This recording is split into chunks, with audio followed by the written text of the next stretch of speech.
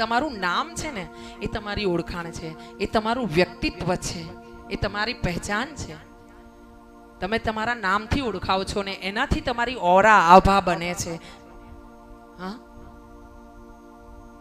એટલે નામ સુંદર રાખવા, નામ ધાર્મિક રાખવા. અહીંયા એવું બન્યું છે કે ભગવાનને સમજાવવા માટે બ્રહ્માજીને બધા દેવો આવ્યા છે, એમને સમજાવીને પાછા વૈકુંઠમાં લઈ ગયા છે. અને આમ આ આખ્યાનમાં કીધું છે કે બ્રાહ્મણોને બ્રહ્મ વિદ્યા મળે જો આખ્યાન સાંભળે, ગાય, પઠન કરે તો. ક્ષત્રિયોને વિજય મળે, હા, અને વૈશ્યોને સમૃદ્ધિ મળે, શૂદ્રોને સુખ મળે. આ આખ્યાન એમને એમ લખી નથી દીધા ભગવાને, એની પાછળ આશીર્વાદ આપ્યા છે પ્રભુએ. આખ્યાન વાંચવાના પણ આશીર્વાદ આપ્યા છે. આનાથી વધારે ભોળો કોણ હોય? હા, કે જેણે કીધું છે કે જેને જે જોઈએ તે